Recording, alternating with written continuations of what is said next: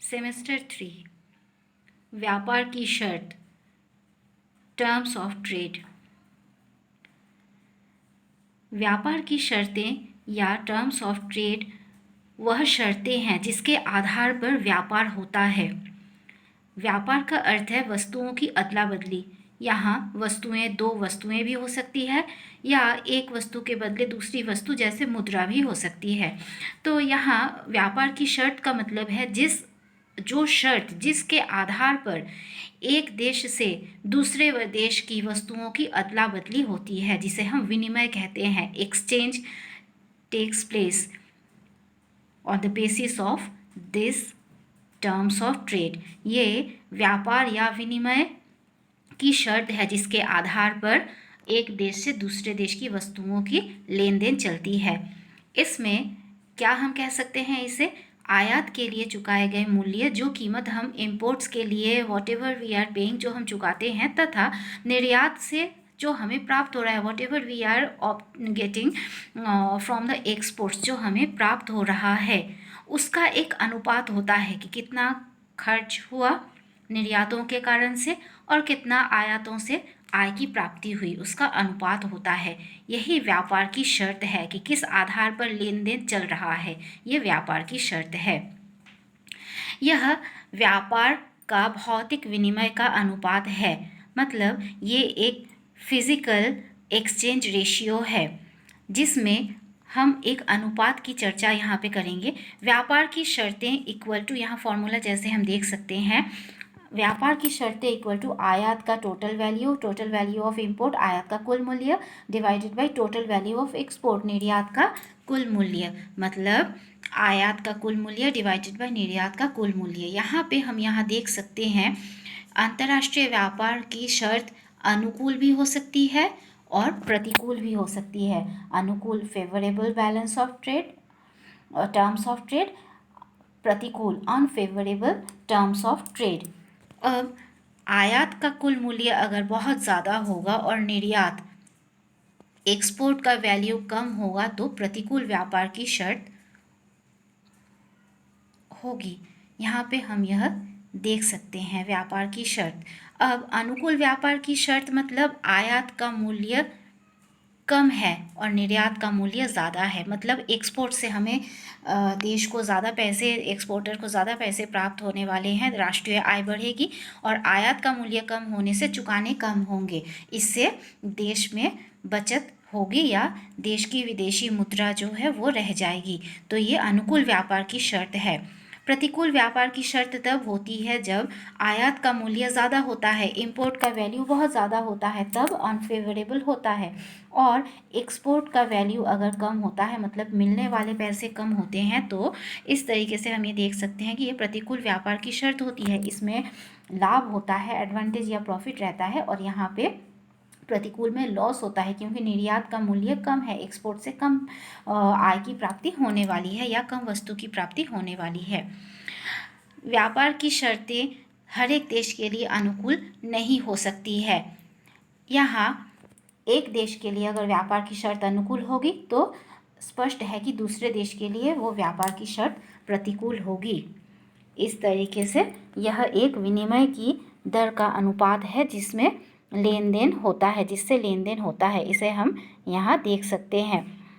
यह एक रेशियो या अनुपात होता है, विनिमय का अनुपात होता है, जिसमें आयात का कुल मूल्य डिवाइडेड बाय निर्यात का कुल मूल्य का रेशियो या अनुपात पाया जाता है। ये व्यापार की शर्त होती है, ये लेन देन की दर होती है, और यह अनुकूल भी हो सकता है, प्रतिकूल भी हो सकता है। अनुकूल व्यापार की शर्त में आयात का मूल्य बहुत ज़्यादा होता है, निर्यात के मूल्य में कमी होती है, और प्रतिकूल व्यापार की शर्त में इंपोर्ट का वैल्यू बहुत ज़्यादा होता है, जिससे खर्च ज़्यादा होता है, और निर्यात का मूल्य काफ़ी कम होता है, जिससे लॉस होता है, आय की प्राप्ति कम होती है। तो व्यापार की शर्त इस तरीके से दो तरह की हो सकती है, हम यहाँ देख सकते हैं। अब हम यहाँ आते हैं व्यापार की शर्त के संबंध में विचारधाराएं। व्यापार की शर्त के संबंध में दो तरह की विचारधाराएं पाई जाती है। एक जेएस मिल की विचारधारा, दूसरी मार्शल एजवर्थ की विचारधारा। जेएस मिल की विचारधारा में हम ये पाएंगे view point of J S Mill. J S Mill के अनुसार प्रतिपूरक मांग रेसिप्रोकल डिमांड के द्वारा व्यापार की शर्तों का निर्धारण होता है। मतलब जेएस मिल के अनुसार according to J S Mill reciprocal demand is the factor which determines the terms of trade. व्यापार की शर्त किस तरह की होगी, अनुकूल होगी या प्रतिकूल होगी, वो प्रतिपूरक मांग के द्वारा, या इसे हम प्रतिपूरक मांग को ऐसे भी कह सकते हैं कि जो वस्तु का व्यापार हो रहा है उसके लिए वापस दूसरे देश से मांग, ये है प्रतिपूरक मांग। अगर मांग नहीं होगा तो फिर उस वस्तु की बिक्री या उस वस्तु का निर्यात दूसरे देश में नहीं हो सकता है। तो प्रतिपूरक मांग बहुत इम्पॉर्टेंट होता है, बहुत महत्वपूर्ण होता है। तो मिल के अनुसार प्रतिपूरक मांग ऐसा एक ज़रूरी फैक्टर है, ज़रूरी वस्तु है जिसके द्वारा व्यापार की शर्त अच्छी होगी या बुरी होगी वो निर्धारित होती है। तथा व्यापार की शर्तों का निर्धारण के साथ लाभ की मात्रा का निर्धारण भी प्रतिपूरक मांग के द्वारा होता है। अगर हम हमारे देश से जो निर्यात हो रहा है या कोई भी देश जो निर्यात कर रहा है उसकी मांग बहुत ज़्यादा होती है तो लाभ की मात्रा उसकी ज़्यादा होगी, पर अगर उसकी मांग कम है तो लाभ की मात्रा अधिक नहीं होगी। तो इस तरीके से प्रॉफिट के निर्धारण में और व्यापार की शर्त के निर्धारण में प्रतिपूरक मांग बहुत ज़रूरी होता है। रेसिप्रोकल डिमांड की ज़रूरत, इम्पोर्टेंस बहुत ज़्यादा होती है, महत्व बहुत ज़्यादा होता है। अब मिल ने क्या कहा है, मिल के अनुसार व्यापार की शर्तें जो है वो निर्यातों, यहाँ फिर हम वही परिभाषा देखेंगे। व्यापार की शर्त मतलब निर्यातों से प्राप्त होने वाला जो आय है और आयातों के लिए चुकाई गई जो कीमत होती है उसका अनुपात है। अर्थात हम ये कह सकते हैं जो कहते हैं व्यापार की शर्तें निर्यातों के बदले प्राप्त होने वाला आयात है। मतलब हम कितना एक्सपोर्ट कर रहे हैं और उसके बदले कितना इंपोर्ट कर रहे हैं, आयात कर रहे हैं, दैट रेशियो, दैट क्वांटिटी, वो क्वांटिटी होती है। मतलब यहाँ एक्सपोर्ट के बदले मुद्रा भी प्राप्त हो सकते हैं, या हम यहाँ पे बार्टर सिस्टम, बार्टर ट्रेड या वस्तु विनिमय प्रणाली से व्यापार भी हम इसे कह सकते हैं, हो सकता है। तो यहाँ वस्तु की प्राप्ति मतलब मुद्रा की प्राप्ति हो रही है या वस्तु की प्राप्ति हो रही है, वो है साथ में कितने निर्यात के बदले में कितना आयात हो रहा है, वो है व्यापार की शर्त। मतलब एक्सचेंज की जो दर है वो व्यापार की शर्त है, विनिमय की दर ही व्यापार की शर्त है। मिल के अनुसार व्यापार की शर्त, मिल ने और क्या कहा है कि व्यापार की शर्त जो है वो निर्भर करती है लागत पर, कॉस्ट। लागत अगर बहुत ज़्यादा होगा तो निर्यातों से लाभ की मात्रा बहुत कम हो जाएगी, कॉस्ट एक्सीड करने पर प्रॉफिट कम हो जाता है। साथ में मांग की दशा के ऊपर भी लाभ और व्यापार की शर्तें निर्भर करती है। अगर मांग की दशा अच्छी नहीं है, मांग कम है, तो फिर व्यापार की शर्त अनुकूल नहीं होगी। मांग जिस वस्तु की नहीं होती है उसका व्यापार अच्छे तरीके से नहीं होता है, उसकी कीमत कम होने लगती है, तो व्यापार की शर्त प्रतिकूल हो जाती है।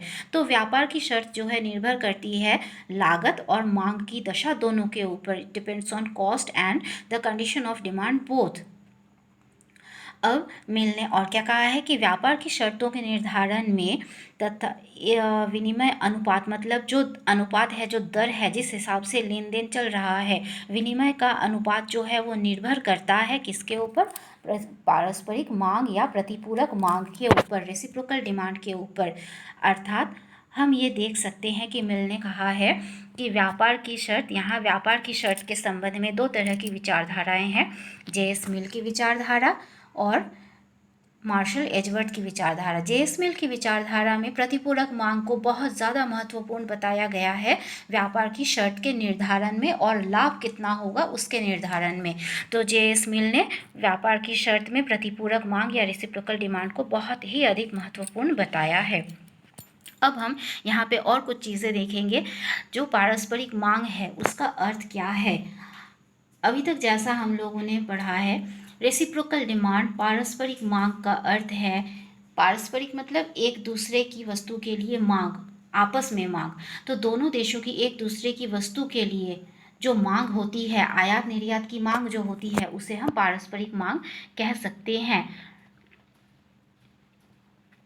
अब सापेक्षिक, ये जो मांग है वो सापेक्षिक मांग की लोच पर निर्भर करती है, रिलेटिव इलास्टिसिटी ऑफ डिमांड पर निर्भर करती है। अगर मांग की लोच बहुत ज़्यादा लोचशील होगी तो व्यापार की शर्तें भी उसी हिसाब से बदल जाएंगी।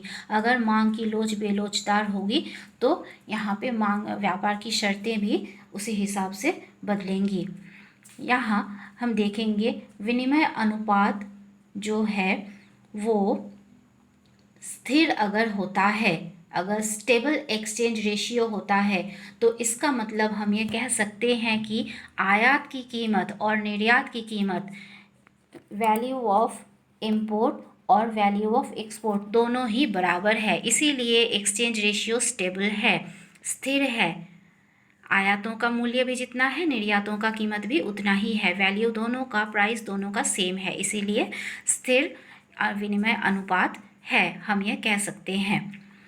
मिल ने और कहा है टर्म्स ऑफ ट्रेड फेवरेबल या अनफेवरेबल, व्यापार की शर्त अनुकूल या प्रतिकूल दोनों ही हो सकती है, पर यह निर्भर करती है मांग की लोच के ऊपर, इलास्टिसिटी ऑफ डिमांड के ऊपर। अगर मांग ज़्यादा होगी तो फिर व्यापार की शर्त प्रतिकूल होगी।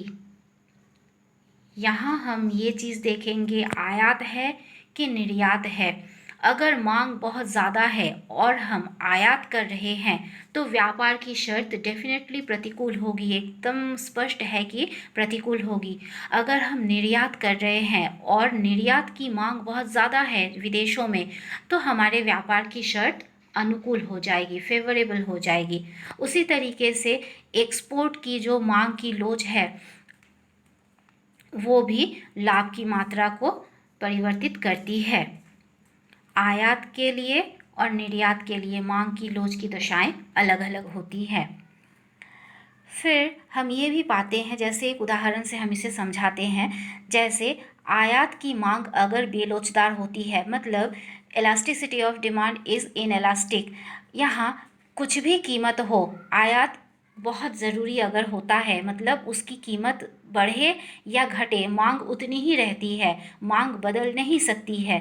तो कीमतें अगर बढ़ जाती है तो लाभ अपने आप कम हो जाएगा, क्योंकि कीमतों के बढ़ते हुए भी उसको मंगवाना ज़रूरी होगा, क्योंकि उसकी मांग बेलोचदार है, इनएलास्टिक है। तो इस केस में लाभ कम हो जाएगा। जैसे हम यहाँ पे देखेंगे कम आयात के बदले अगर कीमत बढ़ रहा है तो फिर कम आयात होगा, कम आयात के बदले भी उससे अधिक मात्रा का निर्यात करना होगा, क्योंकि वो वस्तु हमारे देश के लिए उपयोगी है या बहुत ज़रूरी है, बेलोचदार है, इनएलास्टिक है उसकी डिमांड। इससे क्या लाभ होगा, क्या परिणाम होगा, व्यापार की शर्त प्रतिकूल हो जाएगी, अनफेवरेबल हो जाएगी, और साथ में इससे लॉस या घाटा भी प्राप्त होगा, और साथ में जो व्यापार की शर्त और देश का भुगतान संतुलन है वो भी प्रतिकूल हो जाएगा। भुगतान संतुलन हम बाद के चैप्टर्स में और है जो हम बाद में इसे डील करेंगे। अब यहाँ हम देखते हैं और एक केस यहाँ पे देखते हैं, इफ़ यदि demand for imports is relatively elastic, हम आयात कर रहे हैं और उसकी मांग सापेक्षिक लोचदार है। यहाँ पे हम दोनों ही आयात के कंडीशंस को देख रहे हैं, निर्यात का कंडीशन जो परिस्थिति होती है वो इससे ऑपोजिट होगी, उल्टी हो जाएगी। डिमांड फॉर इम्पोर्ट्स अगर रिलेटिवली इलास्टिक होता है, मतलब कीमत के घटने बढ़ने पर आयात कम, कीमत घटेगी तो आयात ज़्यादा, और कीमत कम ज़्यादा होने पर आयात कम हो जाता है। अगर लोचदार होता है, इलास्टिक होता है तो लाभ बढ़ जाएगा, क्योंकि अगर कीमत बढ़ रहा है तो आयात अपने आप कम हो जाएगा, इलास्टिक है, लोचदार है, आयात अपने आप कम हो जाएगा और व्यापार की शर्त अनुकूल हो जाएगी, फेवरेबल हो जाएगी। तो इस तरीके से हम ये पाते हैं कि व्यापार की शर्त जो है वो प्रतिपूरक मांग के ऊपर निर्भर करती है, और प्रतिपूरक मांग से व्यापार की लाभ और व्यापार में जो प्राप्ति होती है उसका निर्धारण होता है। और हम ये पाते हैं कि व्यापार की शर्त जो है वो प्रतिपूरक मांग के साथ मांग की दशाओं और मांग की लोच पर निर्भर करती है। मांग की लोच में अगर परिवर्तन होता है तो आयात और निर्यात के अनुसार व्यापार में लाभ की मात्रा का भी परिवर्तन हो जाता है। इसे हम वापस यहाँ एक बार देख लेंगे। जे.एस. मिल की विचारधारा, view point of JS. Mill, important points.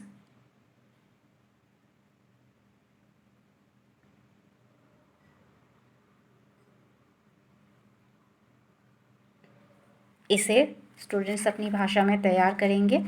और अब हम देखते हैं दूसरी विचारधारा। दूसरी विचारधारा है मार्शल एवं एजवर्थ की विचारधारा। Marshall Edgeworth view point.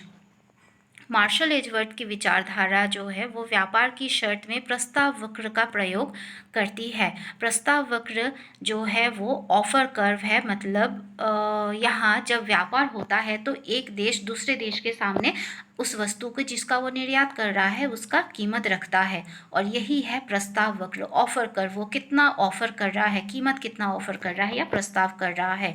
दोनों ही देशों की अपनी अपनी कीमतें होती हैं, तो दोनों का अलग अलग ऑफर कर्व होता है, प्रस्ताव वक्र अलग अलग होता है। यह दो देश और ये मार्शल एजवर्थ का जो विचारधारा है वो दो देश और दो वस्तुओं के मॉडल पर आधारित है। यहाँ शुद्ध वस्तु विनिमय व्यापार की शर्त को उल्लेख किया गया है। Net barter terms of trade की इसमें व्याख्या की गई है। अब हम देखते हैं प्रस्ताव वक्र, ऑफर कर्व।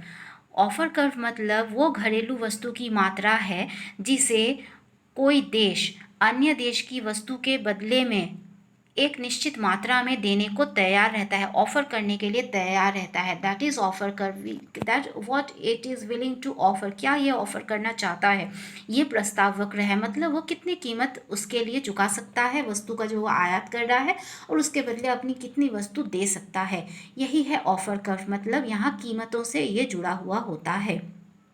अब हम यहाँ पे एक चीज़ इम्पॉर्टेंट है जो हम देखेंगे, कीमत रेखा, प्राइस लाइन। प्राइस लाइन के बाहर प्रस्ताव वक्र नहीं जा सकता है। कीमतें जितनी है उससे ऊपर प्रस्ताव वक्र नहीं हो सकता है, या आय से बहुत ज़्यादा ऊपर बाहर प्रस्ताव वक्र नहीं कोई देश रख सकता है। तो यहाँ कीमत का बहुत इम्पॉर्टेंट जगह होता है, प्लेस होता है। अब यहाँ पे हम एक उदाहरण के द्वारा इसे देख सकते हैं। दो देश हैं, इंग्लैंड और पुर्तगाल। इंग्लैंड कपड़े का उत्पादन करता है और वो कपड़े का व्यापार करता है, मतलब वो कपड़े का निर्यात करता है। और पुर्तगाल शराब का उत्पादन करता है और शराब का व्यापार करता है, मतलब शराब का निर्यात करता है। तो England is the producer of textile and it is the exporter also, and Portugal is the producer of wine and it exports wine. तो अब जब व्यापार होगा तो दोनों के बीच लेन देन होगा, तो दोनों ही प्रस्ताव वक्र पेश करेंगे कि एक दूसरे को क्या ऑफर वो कर रहे हैं। तो यहाँ पे हम आगे इसे देखेंगे। यहाँ पहले हम डायग्राम में दोनों प्रस्ताव वक्रों को अलग अलग देखेंगे। चित्र ए में इंग्लैंड का ऑफर कर्व है और चित्र बी में पुर्तगाल का ऑफर कर्व है। ऑफर कर्व मतलब वो कितना कीमत देना, कीमत तक वस्तु को ऑफर कर रहे हैं या वस्तु को दे सकते हैं, बेच सकते हैं, दैट इज़ ऑफर कर्व, वो ऑफर कर्व है। अब यहाँ ऊपर के रेखा चित्र में हम ये पाते हैं कि ओ ए ओ बी, यहाँ चित्र ए हम देखेंगे, एक एक चित्र को अलग से डील करते हैं। चित्र ए में यहाँ ओ ए ओ बी ओ सी ओ डी, ये जो है पुर्तगाल की तुलना में इंग्लैंड में कपड़े की वैकल्पिक कीमत है, ऑल्टरनेटिव प्राइस है, क्योंकि वो इंग्लैंड जो है वो कपड़े को निर्यात करेगा या बेचेगा तो उसके बदले में वो शराब का आयात करेगा, तो ये तुलनात्मक रूप से वैकल्पिक कीमत है, ऑल्टरनेटिव प्राइसेस है। यहाँ कीमतें बढ़ते हुए क्रम में दिखाई गई है, कीमतें बढ़ रही है। अब ये हम पाते हैं यहाँ चित्र ए में ओ के कपड़े का विनिमय का दर है, विनिमय का अनुपात है, मतलब इतनी मात्रा में वो कपड़े का निर्यात कर रहा है। अब पहले कीमत है ओ ए, फिर कीमत बढ़ के ओ बी हो जाती है, फिर कीमत बढ़ के O C and then price exceeds to O D, यहाँ कीमत और ज़्यादा हो रही है। तो यहाँ पे हम इसे भी देख सकते हैं डायग्राम में। अब इसका मतलब कपड़े की कीमत बढ़ रही है। OE इंग्लैंड का प्रस्ताव वक्र ऑफर कर्व है। OE ये इंग्लैंड का ऑफर कर्व है, प्रस्ताव वक्र है, मतलब वो कितनी कीमत तक कपड़े या वस्तु उसकी जो उत्पादन हो रहा है उसे वो बेच सकता है। E पॉइंट जो है उसके बाद वो कपड़े की पूर्ति नहीं करता है, पूर्ति की लोच शून्य हो जाती है, क्योंकि कपड़े की कीमत ई बिंदु के बहुत बहुत ज़्यादा हो जाती है और वो कपड़े का निर्यात नहीं करेगा।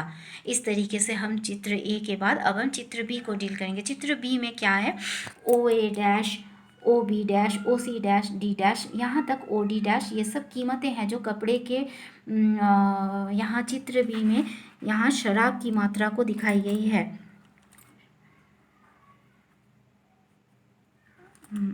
कपड़े की मात्रा और यहाँ शराब की मात्रा। यहाँ quantity of textile, quantity of wine, ये कपड़े की मात्रा के एक्सचेंज में है। तो हम यहाँ पे देखेंगे, यहाँ चित्र में OP पुर्तगाल का प्रस्ताव वक्र ऑफर कर्व है OP। अब यहाँ हम देखते हैं ई डैश बिंदु के बाद, यहाँ ई डैश पॉइंट है, ई डैश बिंदु के बाद पुर्तगाल और निर्यात नहीं करेगा क्योंकि कीमत बहुत ज़्यादा कम हो रही है, अब वो निर्यात नहीं करेगा। तो इसके बाद हम यहाँ आगे और देखते हैं। अब ये स्थिति जो है वो व्यापार की स्थिति है, जब व्यापार नहीं हो रहा है। जब व्यापार होगा तो दोनों प्रस्तावों को एक दूसरे से आपस में मिल जाएंगे। जैसे दोनों को अगर हम एक साथ मिलाते हैं तो एक ऑफर कर्व यहाँ प्राप्त हो रहा है जो एक दूसरे को काट रहे हैं एन बिंदु पर। यहाँ चित्र में दोनों के बीच जब व्यापार या अंतर्राष्ट्रीय विनिमय, इंटरनेशनल एक्सचेंज हो रहा है, मतलब अंतर्राष्ट्रीय व्यापार is taking place, international trade हो रहा है, तब यहाँ पे हम इस चित्र को देख सकते हैं। यहाँ चित्र में OE तथा OP एक दूसरे को N बिंदु पर काट रहे हैं, मतलब संतुलन का बिंदु N है जहाँ पे कीमत का निर्धारण होता है। N बिंदु पर अंतर्राष्ट्रीय विनिमय हो रहा है, ये अनुपात को दिखा रहा है कि कितना मात्रा में निर्यात हो रहा है, कितना मात्रा में आयात हो रहा है, मतलब कितने मात्रा में कपड़े को बेचा जा रहा है, कितने मात्रा में शराब को बेचा जा रहा है। इसके बाद यहाँ हम देखेंगे OQ कपड़े की इकाई है और OA जो है वो शराब की इकाइयाँ हैं जो बेची और खरीदी जा रही है, that quantity which is sold and purchased, जो बेची और खरीदी जा रही है। इसके बाद यहाँ OA इंग्लैंड का, OA इंग्लैंड का कपड़े की गृह, इंग्लैंड जो कपड़ा बना रहा है उसकी डोमेस्टिक कॉस्ट है, गृह लागत है, इससे कम कीमत पे वो कपड़े बना नहीं सकता है। और OA डैश पुर्तगाल की शराब की गृह लागत है, वो इससे बहुत ज़्यादा कम में नहीं उत्पादन कर सकता है, तो ये गृह लागत है। इसका मतलब जो ऑफर कर्व है वो इसके OA और OA डैश के बीच में रहेगा, इसके न नीचे रहेगा न इसके ऊपर रहेगा, इसके बीच में प्रस्ताव वक्र रहेगा, क्योंकि कीमतों से बाहर जा कर के प्रस्ताव या व्यापार नहीं हो सकता है। अब हम यहाँ पे देखेंगे कि प्रस्ताव वक्र OA तथा OA डैश के बीच ही रहेगा और व्यापार की शर्त भी इन्हीं दोनों के बीच होगी, पर व्यापार की शर्त जो है OA तथा OA डैश रेखा के बाहर अगर हो जाती है किसी समय, तो फिर जिस भी देश को लाभ नहीं होगा या हानि होगी तो वो देश व्यापार करना बंद कर देगा, मतलब उस केस में अंतर्राष्ट्रीय व्यापार नहीं होगा क्योंकि लॉस वहाँ पे पाया जाएगा। तो इस तरीके से हम ये देखते हैं कि व्यापार की शर्त प्रतिकूल हो जाएगी। और यहाँ पे हम इसे फिर से वापस यहाँ पे देखेंगे, प्रस्ताव वक्र के द्वारा मार्शल एजवर्थ की व्याख्या, यहाँ चित्र और चित्र की व्याख्या, स्टूडेंट्स इसे अपनी भाषा में एक्सप्रेस करके व्याख्या करके लिखेंगे। और अब यहाँ पे हम देखते हैं ये चित्र और उसकी व्याख्या,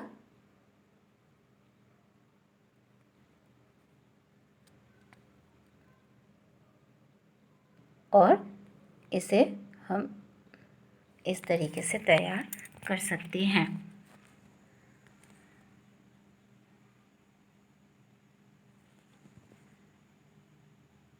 तो ये व्यापार की शर्तों के व्यू पॉइंट्स है।